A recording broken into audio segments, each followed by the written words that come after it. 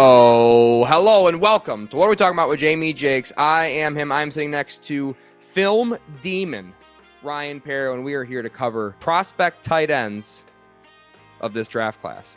Ryan, how are you feeling about this one?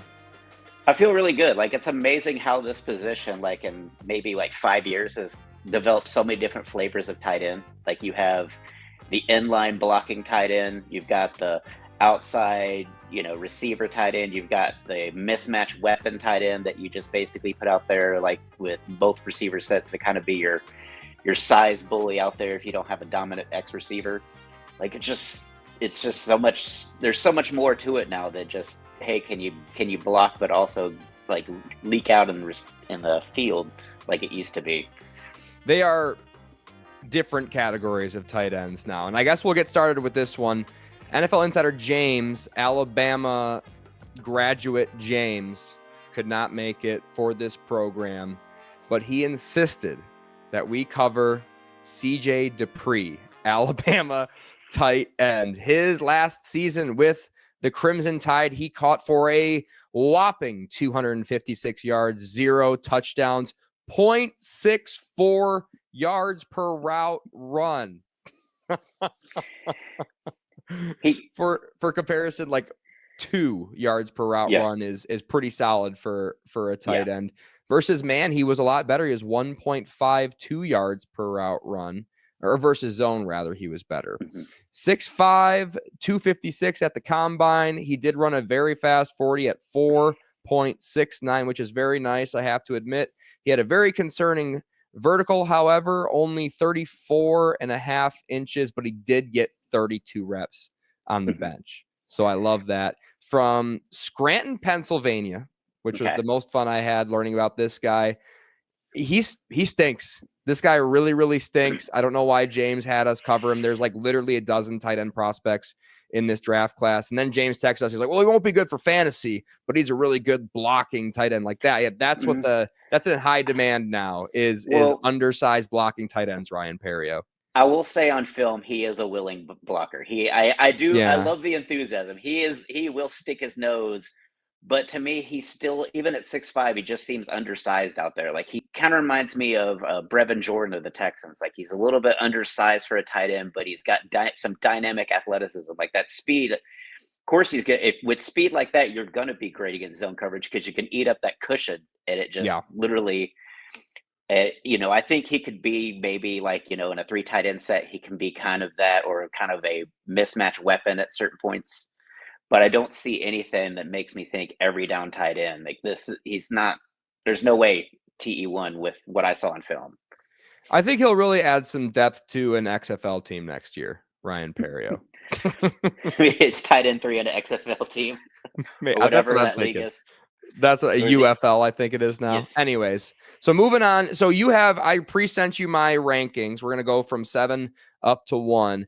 Were there anybody else that I didn't cover in my top 7 that you would like to talk about right now? Not really. Like Mitchell Evans out of Notre Dame, because he was hurt all year, is kind of an interesting prospect. Kind of reminds you of a Kyle Rudolph, with a little bit more speed and juice. Like he was doing really well. Then he had a knee injury, I think, late last season, and so that pretty much took the majority of this college football season as he recovered. But he could be somebody that's sneaky, that you might find later on that absolutely turns into kind of a stud. Like, is he still injured right now? He's not injured now. I think he basically, like week 4, week 5 of the Notre Dame season is when he kind of came off. So did he do the combine? I don't know if he did or not. I can't recall. Okay. But he's somebody that you might keep an eye on as somebody that, just comes out of nowhere. Oh yeah, he did. He did do the combine. Mitchell Evans, Notre Dame. Weighed in at 258, 6'5", 9.5 inch hands, which are pretty nice. 4.74, which is pretty okay. Not a great vert, 31 inches. 9.7 broad jump. He ran 3 cone. He did the 20 shuttle. So he did everything at the combine, coming off of the knee injury. I wouldn't say that's a catastrophic, but not a wow factor. Out of Notre Dame, out of Ohio, Ryan Perrio. That's where he grew up. Yeah, he kind of came down after Michael Mayer was drafted, so he kind of took that role, and he's not as physical as Mayer was, but I think he's got a little bit more smoothness to his game. Like he could be a solid tight end too, that you bring out there and can run the route smoothly, get open, make the catch. Sweet. All right. So I'm going to have to do some more deep diving in on Mitchell Evans. That's what I just learned right now. So we'll stay tuned for that. Number 7 on my list, number 7 tight end in this draft class, Mason Taylor out of LSU. Last season with the Tigers, he caught for 546 yards, 2 touchdowns, only 0.96 yards per route run versus man, 1.33 yards per route run versus zone.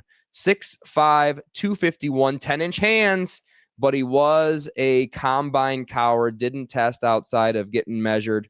Out of Florida as a kid, played for St. Thomas Aquinas in high school.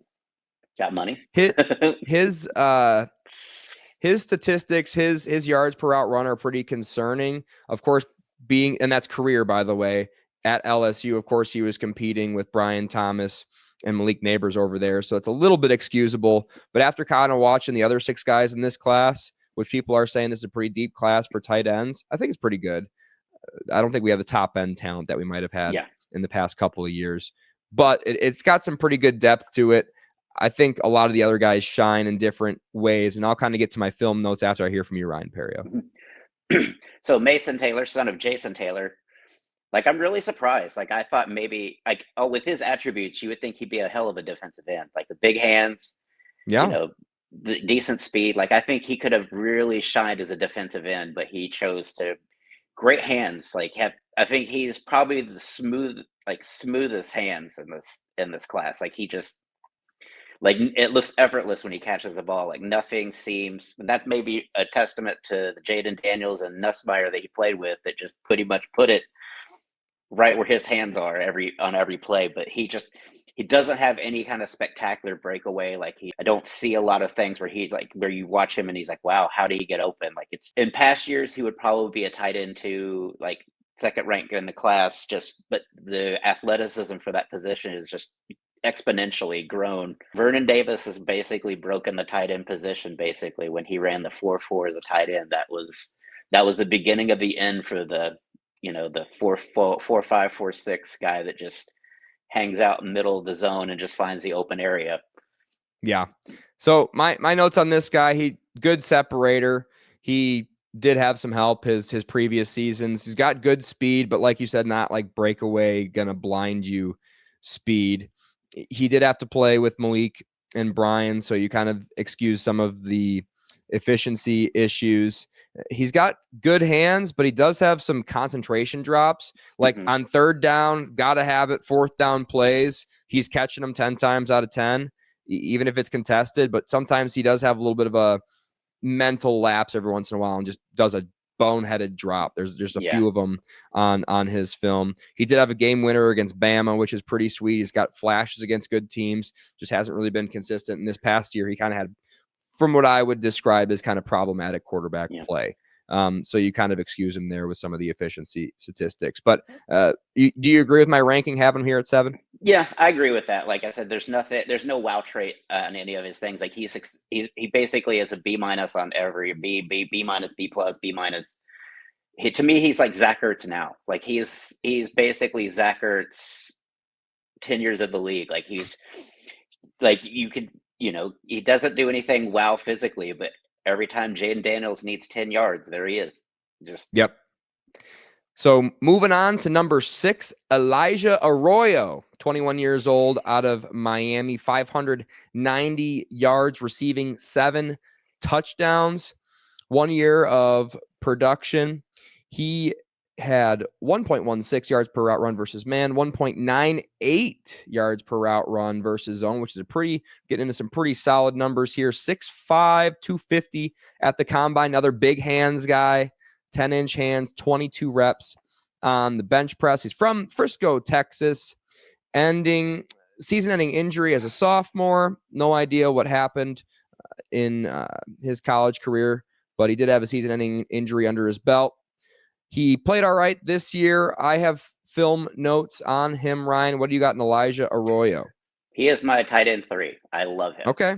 Yeah. So I had him at tight end 4, tight end 3. Mm-hmm. And then I just kind of rewatched the other guy. So he's like my most weird prospect because he's jumping up and down my board. Yep. Sorry, Ryan Perry, go ahead. But he's my Noah Fant. Like, he's absolutely the smooth athlete. Like, there's some wow catches. Like, there's a play against Virginia Tech where it's well out in front of him, and he somehow just taps it while being blanketed to himself. Like, he's definitely, I love him. He as soon as he makes a catch, he's in the ear hole of the defender. He is absolutely hair on fire tight end. Like, he's absolutely seeking out contact. I think his injury was leg injuries. He had a couple of leg injuries in his career, which could drop him just from medical. That's why I kind of, between him and my other tight end, it's kind of like you said, it kind of moves back and forth because I worry that what if there are medical red flags that we're not privy to right now. Yeah, where he drops. But I mean, he absolutely blew up the Senior Bowl. He was tight end 1 at Senior Bowl. And to me, the combine numbers do make something, but when I see you against other, quote unquote all-stars at their position and you're winning, that's the biggest flag for me, is that, okay, against light competition, you are still standing out. And he stood out at the Senior Bowl. Sweet. I love Senior Bowl guys. I got to say I do. Great separation downfield, nice hands, contested catch. He's got good acceleration. The one thing that I really like you said, I think maybe before we were recording, I like the traitsy guys. I like the after contact guys when I'm looking at a tight end, and he just doesn't have much after contact. I have a light breeze can take him down sometimes. He sometimes doesn't really play up to his size, especially with the ball in his hands. He's 6'5", and just sometimes it doesn't look like he really plays like 6'5", but he does have great long speed. Like, if he's even, he's leaving. He can get those legs moving and get going, which is why he's just like, I love that trait, but I don't like that he's not really doing much with the ball in his hands and breaking tackles, because when you're 6'5", people are going to run you down, and you got to be able to stiff arm, like George Kittle, like we said, David Njoku, sort of. That's the guys I like when I'm looking at a tight end. Going on to number 5, Texas tight end Gunnar Helm, 60 receptions, 786 yards, 7 touchdowns. His final season, 1.93 yards per route run versus man, 1.4 yards per route run versus zone. So just statistically, with theoretically a worse quarterback, a worse situation, I would say maybe more target competition, really shines ahead of Arroyo in a lot of the efficiency and total counting stats, which is why I have him ranked ahead of him. Combine measured out at 6'5", 241, ran a 4.8 4.40, 30-inch vert. Yikes. It's really bad.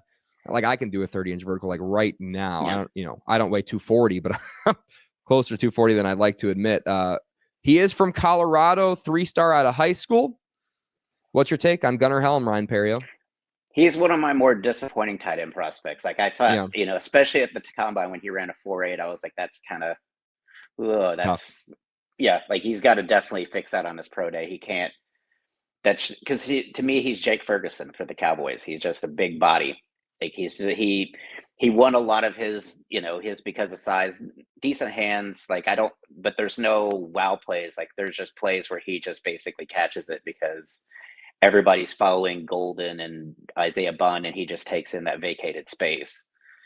Like, he's all of them are short yardage. Like, all his highlights are short yardage. He's not doing anything vertical or mid range routes. He's just kind of a short guy that kind of breaks a couple tackles. That's my biggest positive on him. Despite his yards per route run versus zone on film, when he was targeted, felt like he had pretty good instincts in the zone, finding the hole. He's really tough. He took a lot of big hits and kind of just popped up from him. Didn't even tap top of his helmet and get off the field like we saw Michigan player do a few times this year. Blown coverages on his film. So, those aren't on him. Those are on his other receivers and on the offense as a whole. So he does separate well in the end zone. He's okay after contact. He's more elusive than powerful. He'll make you miss before he'll kind of stiff arm you drive your face mask into the ground. He's like Jake Ferguson or Noah Gray. Yeah. Like the tight end twos. Yep. Yeah, tight end twos, red zone threats, going to be like boom bust type prospects if they get enough targets in the red zone. Hurdles maybe too much. He does a lot of hurdles on film. 6'5", I get it. 241. There's a couple of tight ends that do that this year. Dupree is another one that tried to do it, and it was like it's sad. Like it was like he kind of just hurdled into the guy instead of over. You're not that guy, pal. Yeah. He did have 2 false starts this season by my math, and a few big holding calls where if it weren't for him, or if he would have just done his job and not held, that the play would have gone for a big gain. But yeah, kind of struggles getting his hands outside the pads. A big contested catch guy, so you got to love that. Few massive plays against Georgia, so he did shine against kind of his best competition. Nice hands in the crowd. Good concentration. He had a couple like ball in the sun or referee in the way, and he still made the catch sort of thing. Really nice on need to have downs. He's a clutch guy, so maybe that's why he played better against the better competition, kind of plays down to his competition other times. Great on broken plays. If the quarterback's scrambling, which they kind of did a lot in Texas this year for whatever reason, when the quarterback's scrambling, he did find a way to get open in a lot of those situations. So that was nice to see. Good awareness as well. Good awareness is what is basically like. He definitely was in sync with his quarterback. If his quarterback is in danger, he found his way to him or found a way to be in his vision. Yep. Which is always, that's some you kind of want some of that for an underneath target or safety valve, is to kind of, hey, can you get to where the quarterback can get it to you? It's not a bad trait, but that's finding the hole in the zone. That's where he excels. Broken play, when he's got man coverage, that's where he excels. So yeah, that's kind of the good and the bad with Gunnar Helm. And the real question with him is that athleticism or lack thereof going to be able to translate to the next level? And we'll see. He's probably going to get a little bit of draft capital behind him, coming from a big school and producing the way he did. Moving on to number 4 on my list, out of Oregon. And this is going to be the first hot take of the program, I think. Terrence Ferguson. 591 yards, 3 touchdowns, only 3 touchdowns his last season, 1.12 yards per route run versus man, but 1.73 yards per route run versus zone. 6'5", 247, 4.63 blazing 40, jumped a 39-inch vert from Colorado, number 1 tight end in the class out of high school, first team all Pac-12. Ryan Perrio, what's your take on Terrence Ferguson? I want to know what his mental, with those numbers and that offense, you should pop. With that Oregon offense, it's like, had great quarterbacks there for two years now. So how are you this unproductive in that wide open passing offense? That's my one question. Like, he's got some really good wow catches and he's very physical. To me, he's the smoothest runner in this draft class. He looks athletic running the football, whereas some of these guys look a little upright and stiff.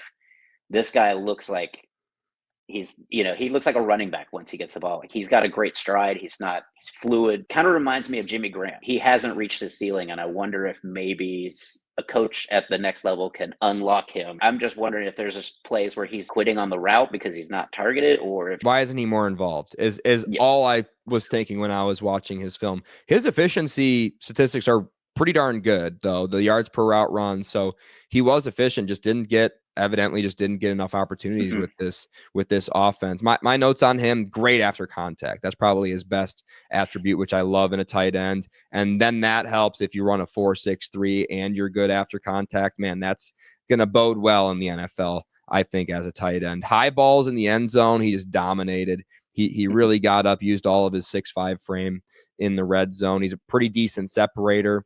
He makes great contested catches all over the field. Did benefit from a few more blown coverages on his film this past season. He's got pretty good long speed, which showed up in the combine. And he's just, I got him as tough with 4 Fs. This guy's just real tough. And he plays up to his competition. 2 touchdowns against Washington, when that was with Bo Nix, I believe. Big game against Ohio State too that season. Really good against Penn State. I believe that was this season. He had a pretty decent game as well. So I really like Terrence Ferguson. His every target video is not available. No one's put that compilation together for me yet on the YouTubes or any other platform. So once that happens, which I'm assuming will, I will definitely take another deep dive into him and adjust my rankings accordingly. And he may be the guy that when it's all said and done, it's like, why did we have him rank so low? Because I think it's just getting with the right coach, and if it's a motivation issue, that sink or swim you in the NFL. You can't just kind of be there. You have to be 100%. Like, you watch Dan Campbell coach tight ends when he was at Miami. You'll get ripped. Like, if you're not picking up this or blocking for somebody when they're going downfield or trying to pick somebody, taking a hat on a hat. Impossible to not stay motivated with Dan Campbell yelling at you. Yeah. So you got to get a good coach in your ear. But moving on to number 3 tight end, and here's where we're going to get really hot. The top 3 tight ends. My number 3 tight end, unfortunately, is Michigan tight end Colston Loveland. 56 receptions, 582 yards, which the way people are talking about this guy, like he's like a blue chip, sure thing, first round pick. I mean, 582 yards is not indicative of that. 5 touchdowns, so not as many touchdowns as the guy we've already covered. 2.27 yards per route run, 2.32 yards per route run versus zone. To his credit, very efficient, which is why I still have him ranked number 3 here. He was very efficient. His counting stats were not gaudy by any means, but his efficiency stats are very, very good, nearing elite for a tight end. Measured out at 6'6", 248 at the combine. Another big hands guy, 10-inch hands on this guy, but he is a combine coward. Didn't do shit at the combine. He is a national champion, of course, grew up in Idaho. 3,141 yards and 35 touchdowns in high school. 4-star. That gets you a 4-star. 3,100 yards. Mr. Ryan Perry, what do you got on Colston? At his peak, he's Travis Kelce. Like, he's not like Travis Kelce isn't like a long speed guy, but he is a guy that just gets chunks of yards. Like, he's not really fast. Like, nothing on him. He seems blazing, but he's just Travis Kelce. He's elite at finding the hole in the zone and making sure he takes the catch. Like, every highlight I saw him basically is he's either running open or, running by somebody, but he's not getting in the end zone. Like, everything gets like to first and goal, except for when they're in a goal line situation. But he's just absolutely reliable. And for an NFL team, that becomes more and more valuable. He could be, in the Vikings system or anything like that, where they have 2 receivers that just take everything deep, and then look, I'm here. It's like Forrest. I do think the reason he got stopped in the goal line a lot is because he's not great after contact. He'll break a few tackles. Yeah. A guy who's 6'6", 248 is going to break a few tackles. He's not horrible after contact, but he's not great. Not his best attribute. He's got good long speed. He's got good acceleration. I wouldn't say it's great for either of those categories. So he can excel in space, but it's not like he's going to be running away from anybody. Jump balls on film. He does go up in sky. He uses that 6'6" frame. A lot of blown coverages on film, which he did benefit from. So you kind of got to take another look at those efficiency stats when you got those big blown coverages kind of all over film. But he separates extremely well downfield when he is covered downfield. Yeah, he does create a lot of good separation, and he's got good hands. He's got good solid hands, dependable, like you said. But according to Warren Sharp, tweeted this, and this didn't really match what I saw on film at all, because I watched every target, every touch. Colston Loveland, I think 1.5 times. He said apparently 2 out of 10 contested targets. So there's only 10 contested targets, which means he separates a ton with 56 receptions. He's creating tons of separation, but 2 out of 10 uncontested targets, which that did match my. I don't have him as a great contested catch guy. I have him as a good jump ball guy. Yeah. 3 missed tackles forced. Lowest missed tackle rate in this class. 6 downfield targets of 20+ yards, which sounds like not that much, but it kind of is. 20 yards is a lot. If it was 15, I bet that number would look very, very different. But definitely I would say some yellow flags that Warren Sharp pointed out, Ryan Perrio. Yeah. Same. Like, my thing is, like, why can't you do that running back drill with your feet? Like, if you're that, because it just feels like you get taken down with your ankles. Exactly. there are some tight ends that absolutely run through those kind of tackles. Yeah. And you're ranked above those guys. And that's kind of that, again, yellow flag. It's like you're ranked above guys that we watched on film that I thought, have a little bit more pop to them. Yeah. And we'll get to one right now that consensus has him ranked ahead of, but not us. But we're not going to talk about him yet. And I don't mean to be super hot takey. I'm going to try my best to defend this take. But Tyler Warren, my number 2 tight end in this draft class, a little bit older, 22 years old, of course, out of Penn State, was basically Penn State's entire offense, ton of receptions, 104 receptions, 1,233 yards, 8 touchdowns, a lot of direct snap work, a lot of, Mickey Mouse kind of schemed up targets for Tyler Warren because he was their entire offense. But the efficiency statistics point that out. 1.89 yards per route run versus man, 2.09 yards per route run versus zone. Combine measured out at a massive 6'5". A lot of big receivers in this draft class. Ryan Perrio, I think, what was it? The Quentin Johnston JSN draft class where we had like 2 of the top 10 guys were above 6'1". We've got some size coming back into the NFL, which might bode well for certain quarterbacks, certain styles of play. So 6'5", 256, was a combine coward, didn't do shit other than get measured. Born in Virginia, played quarterback in high school, dual threat quarterback, I might add, had a bunch of rushing yards from the position, which is sweet. Mackey Award winner. Ryan Perry, what do you got in Tyler Warren? He is my tight end 1. Like he is. I don't blame you.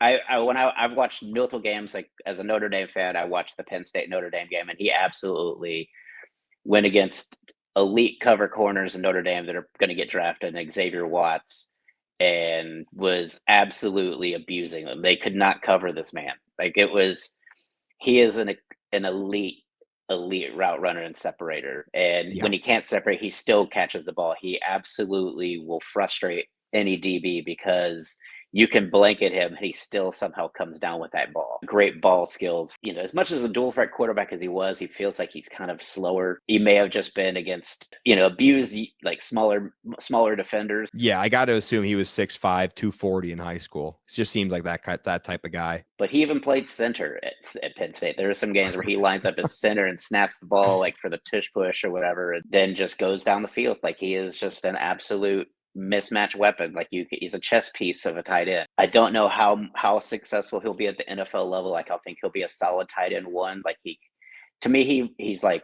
Dalton Schultz. Like his route running reminds me of Dalton Schultz. But just imagine if you maxed out Dalton Schultz on Madden, like you just upped his speed, upped his break tackles and everything. Then you get Tyler Warren, elite at the route running. But I don't think so the NFL posted a top 50 prospects video, and they have him as the 5th best prospect in this draft class. And I was like, I mean, just on the positions that we've already looked at, there's so many guys that I think have elite upside. And if he went out and ran a 4.5 40 or whatever at 256, 6'5", and then I'm like, okay, now you have my attention, but you didn't. Yeah. So we'll see how that kind of translates. Yeah, we'll see what his pro day. We'll see. His pro day will, but like film wise, it's like, man, he just is like just buckets and buckets. It's like over and over again, just abusing defenders. Yeah, he's making people look like they're not belonging on that football field against Big Ten opponents a lot of the time. Not super exciting. After contact, he does always fall forward, so they use him on like short down, short yardage situations, which they might translate him into the NFL. He might just be like a tush push guy in the NFL. So if you're in those PPR point per first down leagues in fantasy football, that might help you out a little bit. Crazy body control. Just mosses guys. He mossed a guy against USC is like one of the most disgusting things I've ever seen. Mm-hmm. Sometimes he does, like if he had any weaknesses, man coverage, and that kind of plays out in his statistics. 1.89 yards per route run versus 2.09 yards per route run. So whatever. Like not a big red flag or anything like that. But if he had a weakness, it would be that and his hands, which we'll talk about a little bit more in a second. Route running, I do think, like you said, is pretty darn good. One yellow flag I had on him is weak neck guy. He had like a whiplash where his head bounced off the turf on film. I saw it once, didn't see it again after that, but I don't like that. Need to really strengthen that neck in the offseason, prevent concussions.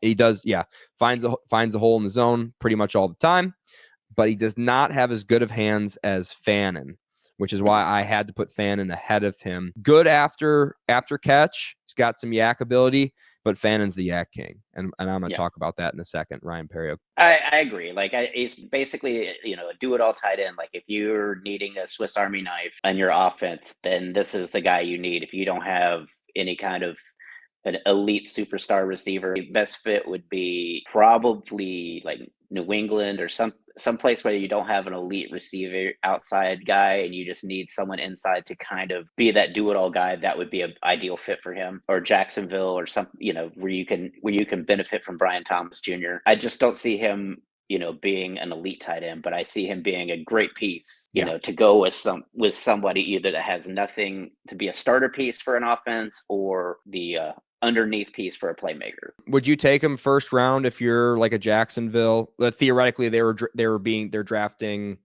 number 25, which obviously they're not. Yeah. But do you think he's a back end first round talent? Yeah, absolutely. I think he's from 10 on. He's pretty much right in draft range. There's no generational tight end this year. There's very few generational players. So by pick 5, you've gotten all that out of the way, and now you're going to pick the best available based on your need, because this year there's no best available that stands out at one position. Yeah. Once you get past those 5. I like that. Okay. Which means I'm forced to like this guy as like the number 11th prospect. My tight end number 1 in this year, and I'm not being hot takey, Harrold Fannin is my number 1 tight end. Stay with me here. I'm gonna create a picture that's gonna make this guy look like the number 1 tight end in this draft class.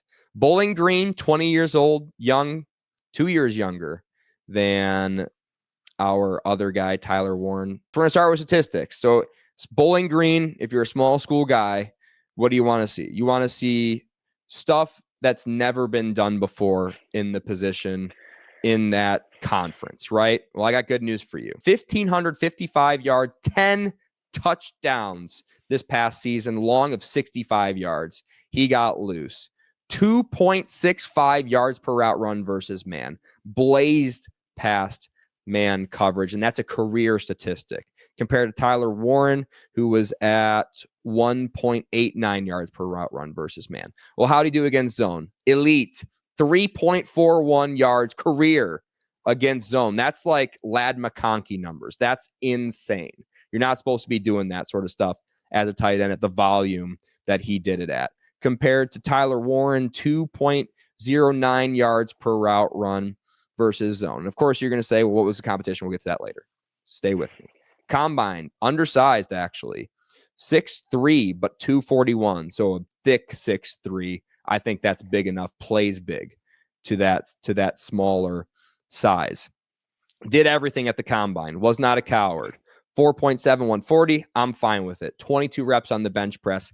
I like that. Grew up in, guess where? Canton, Ohio, which is where he's heading for immortality. First team all Ohio as a defensive back in high school. 106 tackles, 2 interceptions, 6 forced fumbles, 2 defensive touchdowns. Offense, he had 36 receptions, 601 yards, and 6 touchdowns that same season. He was playing both ways. First team all Mid-American as a junior. Broke every school and FBS record, basically, that there is. First team consensus All-American. First in FBS history at the tight end position. Did he play good competition? Did he play well against good teams? Yes, and he was the best at it. Penn State, he had 11 receptions, 137 yards, and a touchdown. And he was the only receiver on any team to receive for over 100 yards against the Nittany Lions this season. Led the nation in receptions and receiving yards. I have film notes, Ryan Perrio, but I think based off all of those statistics, a reasonable person would put Harrold Fannin at least in the same tier as the Michigan and Penn State tight end, Ryan Perrio. Go ahead. I'll let you take it away on Fannin. He is like he kind of fluctuates between my tight end 2 and tight end 4 just because his size just kind of stands out to me. Like I don't know in the NFL game if that's going to play. Like I could see them maybe trying to lean him out a little bit and making him a big slot because with his production, he's Mike. He's big Mike can't cover Mike. I was going to 2.0. say, yeah, like he's he's Mike that Evans. kind of. He's just a big guy, and like I don't see a lot of bend in his frame. Like he kind of runs very upright, like slippery as all get out. Like he gets elite competition. He caught the ball, and it wasn't like he was just wide open. It wasn't a blown coverage. He went through about 3 people on his way to the touchdown. To me, he's just a physical receiver playing a tight end. He's a mismatch. I worry about, like I said, with him, with his size, like you probably can't use him on running downs. I don't know if what kind of blocker he is. That's not shown on film, but I could see kind of a position change or kind of package for him where he is just a big slot and he just basically big boys, a slot corner, for 10, 12 yards and maybe more. Yeah. That would be sweet. If he just what did Keenan Allen weigh in at? That was a big controversy. He was like 230 or something. People thought he was fat or whatever. Or something like that. Yeah. 227. Yeah. He's like, he's like 6'3" too. He's 6'3" as well. Correct. Keenan Allen. Yeah. I was like reading those reports and I'm like, man, I'm 5'7" and 3/4 and I'm like 215 right now. And they're calling 6'3" Keenan Allen fat. I was like, ooh, that's not good news for me. He reminds me of Antonio Gates, like as far as like route, like he's just like stride too, right? Just stride, just like the crazy weird stride. Yeah, he just absolutely just gets open and then he just leaves you. Like you think you got him, and I really want to see if he tests what his 40 is at his pro day because I think that 4.74 is definitely not. Yeah, I think accurate. We got to get those into the 4.69. Ryan Perrio. But my film notes on him, I call this guy Yak-tacular. After the catch, he's unbelievable. He's got a stiff arm from hell. Like you said, smooth, surprising speed, long strider, like big high knee, long strider. So the feet don't look like they're moving very fast, but he's covering a crazy distance with each stride. So people just take bad angles on this guy all the time because they don't realize how fast he's moving, especially once he gets up to speed. He's a red zone demon. He creates a ton of separation in a little teeny tiny area, which bodes well to your kind of slot theory. His quarterback, Blazek, I believe it's pronounced. That was kind of one of my other things is like, well, he didn't have Drew Aller throwing him the ball. He had just some guy named Blazek. I kind of actually like Blazek though. So after watching every single target from him, the only bad game that Blazek had was the A&M game, where that was probably Fannin's worst game, but it was more, I think, on his quarterback kind of holding him back. Had a rough one coming off of the big Penn State game where they gave Penn State a run for their money. Against Penn State, though, he was manned up against corners and just running past him, unable to cover him in man, in zone. He just cooked Penn State for all they're worth. He's a great separator, deep downfield, shallow routes. He does it all. He's got a very good developed route tree, I thought. He's got great hands. He's got good routes. He's a good, solid route runner, and he's just so elusive in space. So he's tough on contact, but he's tough to get a finger on in the first place. His one tough game, like I said, was against A&M, and that was the game after he cooked Penn State. So I think Penn State watched this guy, and he's like, what is this Mac guy? Like, we'll just put our corner on him, man up, and we're going to shut him down. And I think that strategy was one of the reasons that game was so close, because they tried to man up with Fannin, and he just had like a crossing routes with a cornerback like trying to catch up to him, and he's got the ball, and he's like still a head taller than these tiny cornerbacks again at Penn State.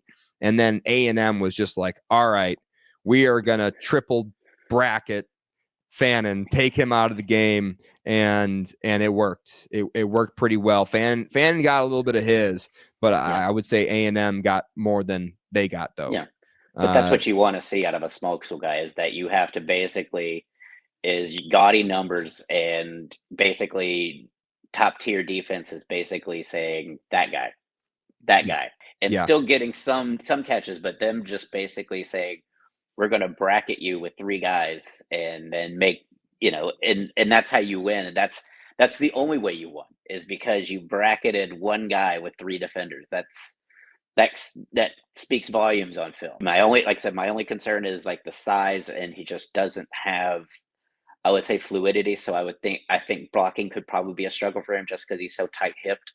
Like, I don't think he could get down and really, get going on a run and play, or, take a pass pro if they had to do max protect. Yeah, I definitely, to be fair, definitely undervalue tight end blocking, especially in pass protection. I don't think this guy's a pass protection guy. So if you need like a true inline tight end, he wouldn't be it. But as far as an offensive weapon and a threat, I'd way rather my favorite team have Fannin over any other prospects in this draft class. And it is close. I'm not going to say it's like he is without a doubt in my mind true number one.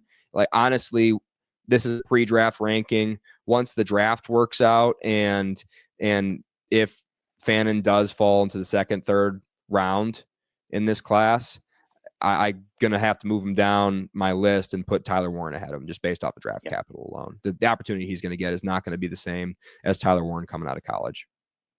I would love to see him go to like the Chargers, the Broncos, somewhere like that, where you have kind of a running game and stuff like that, but you just have like this package weapon that, while you have Ladd McConkey and all these other guys, here's another weapon, by the way, who's big, just a big physical to Ladd McConkey's silky. Like, those two together would be a dynamic combo for Justin. I think it would be sweet just to send him to Tampa for whatever reason. Just have a bunch of demons in Tampa. just to take K. Dotton's job, basically. Yeah, get out of here, K. Dotton. Put Harrold Fannin in. Yeah. Thank you guys for watching. Thank you, Ryan Perrio, for joining us for our tight end roundup. Do we have to do quarterbacks next week? Is that what we have to do? I guess we should finish the offense and then move over to defense. Yeah, start going over edge and defensive back. Okay, let's do it. We got some tape to grind then. We got to get James. We definitely got to get James on the quarterback one, though. We gotta get him, because I'm curious how he feels about Jalen Milroe after his pro day. Running a fake. So I actually did a video. I put it on a short on this channel. Actually, you can check it out if you're still listening. But I put a short on this channel with me with an actual stopwatch, timing approximately, like frame by frame, but approximately what his 40 was, and it was somewhere between a 4.47 and a 4.51. But Alabama said it was 4.37. Didn't look like he was moving 4.37, but that was a shitty camera angle, which makes me even more suspicious, Ryan Perrio. But yeah, we'll talk about it. I think I already kind of made fun of James for it already. I don't know if he was entirely aware of it yet or not, but I think he's focused on the incoming guys more than the outgoing guys. But yeah, we'll definitely try to get NFL Insider James back on. I think he's traveling some more in the future, which is why he's not on this week. But I think he'll be in town for at least the middle of the week. I think he's here like Tuesday, Wednesday, Thursday, Friday, or whatever. He's just doxing James right now, by the way. But anyways, no one's listening. So we'll try and get James back on for the quarterbacks. And anything else to say to the audience, Ryan Perrio? Nope. Have a good weekend. Sweet. Thank you, guys. See you next time.